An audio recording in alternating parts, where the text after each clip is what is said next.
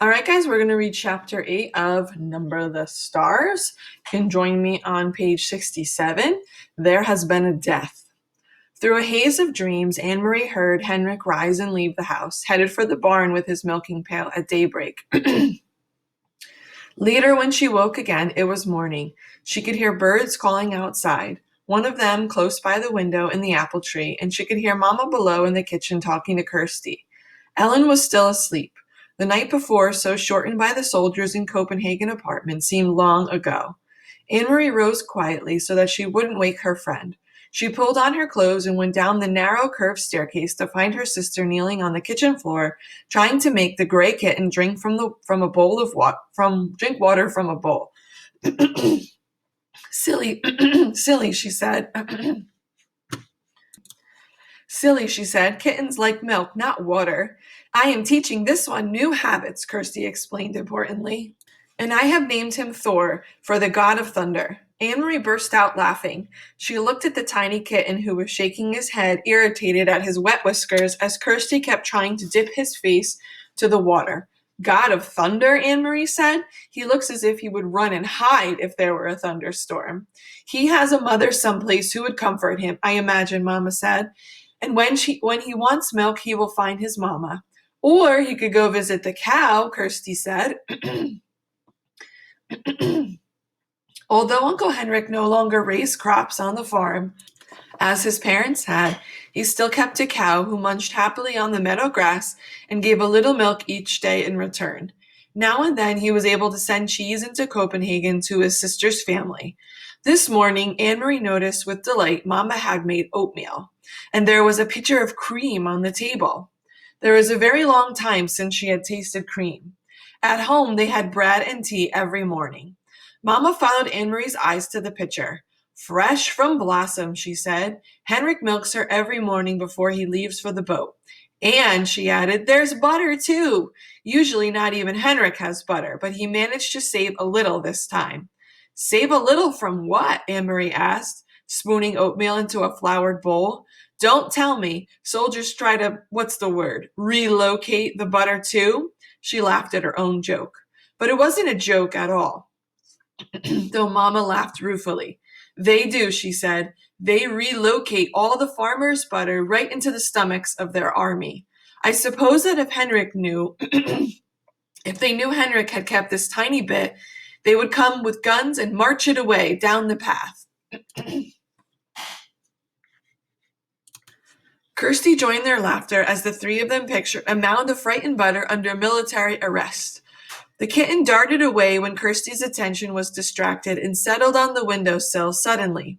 Here in the sunlit kitchen, with cream in the pitcher and a bird in the apple tree beside the door, and out in the cattegat where Uncle Henrik, surrounded by bright blue sky and water, pulled in his nets filled with shiny silver fish, suddenly the specter of guns and grim-faced soldiers seemed nothing more than a ghost story, a joke with which to frighten children in the dark. Ellen appeared in the kitchen doorway, smiling sleepily, and Mama put another floured bowl of steaming oatmeal on the old wooden table. Cream, Anne-Marie said, gesturing to the pitcher with a grin. All day long, the girls played outdoors under the brilliant clear sky and sun. Anne-Marie took Ellen to a small pasture beyond the barn and introduced her to Blossom, who gave a lazy, rough-textured lick to the palm of Ellen's hand when she extended it timidly. The kitten scampered around and chased flying insects around the meadow. The girls picked armfuls of wildflowers, dried brown now by the early fall chill, and arranged them in small pots and pitchers until the tabletops were crowded with their bouquets. Inside the house, Mama scrubbed and dusted, tisk-tisking at Uncle Henrik's untidy housekeeping. She took the rugs out to the clothesline and beat them with a stick, scattering dust into the air. He needs a wife, she said, shaking her head, and attacked the old wooden floors with a broom while the rugs aired. Just look at this, she said, opening the door to the little-used formal living room with its old-fashioned furniture. He never dusts. And she picked up her cleaning rags. And, Kirsty, she added, the god of thunder made a very small rain shower in the corner of the kitchen floor. Keep an eye on him. Late in the afternoon, Uncle Henrik came. home. He grinned when he saw the newly cleaned and polished house, the double doors to the living room wide open, the rugs aired, and the windows washed. Henrik, you need a wife, Mama scolded him. Uncle Henrik laughed and joined Mama on the steps near the kitchen door. Why do I need a wife when I have a sister? He asked in his booming voice. Mama sighed, but her eyes were twinkling. And you need to stay home more to take care of the house. This step is broken, and there is a leaking faucet in the kitchen, and Henrik was grinning at her, shaking his head in mock dismay. And there are mice in the attic, and my brown sweater has a big moth hole in the sleeve, and if I don't wash the windows soon. They laughed together. Anyway, Mama said, I have opened every window, Henrik, to let the air in and the sunlight. Thank goodness it is such a beautiful day. Tomorrow will be the day for fishing, Henrik said, his smile disappearing. Anne-Marie, listening, recognized the odd phrase. Papa had said something like it on the telephone. Is the weather good for fishing, Henrik? Papa had asked. But what did it mean? Henrik went fishing every day, rain or shine. Denmark's fishermen didn't wait for sunny days to take their boats out and throw their nets into the sea. Anne-Marie, silent, sitting with Ellen under the apple tree, watched her uncle. Mama looked at him. The weather is right? She asked. Henrik nodded and looked at the sky. He smelled the air. I will be going back to the boat tonight after supper. We will leave very early in the morning. I will stay on the boat all night.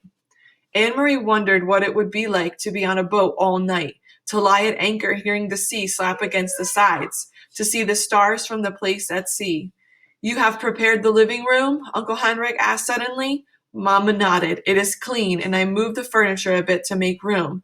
And you saw the flowers, she added. I hadn't thought of it, but the girls picked dried flowers from the meadow. Prepared the living room for what? Anne-Marie asked. Why did you move the furniture? Mama looked at Uncle Henrik. He had reached down for the kitten scampering past and now held it against his chest and scratched his chin gently. It arched its small back with pleasure. Well, girls, he said, it is a sad event, but not too sad, really, because she was very, very old. There has been a death, and tonight your great Aunt Bertie will be resting in the living room in her casket before she is buried tomorrow. It is the old custom, you know, for the dead to rest at home and their loved ones to be with them before burial. Kirsty was listening with a fascinated look. Right here, she asked. A dead person right here? Anne-Marie said nothing. She was confused. This was the first she had heard of a death in the family. No one had called Copenhagen to say there had been a death. No one had seemed sad. And most puzzling of all, she had never heard of the name before. Great Aunt Bertie? Surely she would have known if she had a relative by that name. Kirsty might not. Kirsty was little and didn't pay attention to such things. But Anne-Marie did. She had always been fascinated by her mother's stories of her own childhood. She remembered the names of all the cousins, the great aunts and uncles who had been a tease, who had been such a grouch, who had been such a scold that her husband finally moved away to a different house, though they continued to have dinner together every night. Such wonderful, interesting stories filled with colorful personalities of her mother's family. And Anne-Marie was quite certain, though she said nothing. There was no great Aunt Bertie. She didn't exist.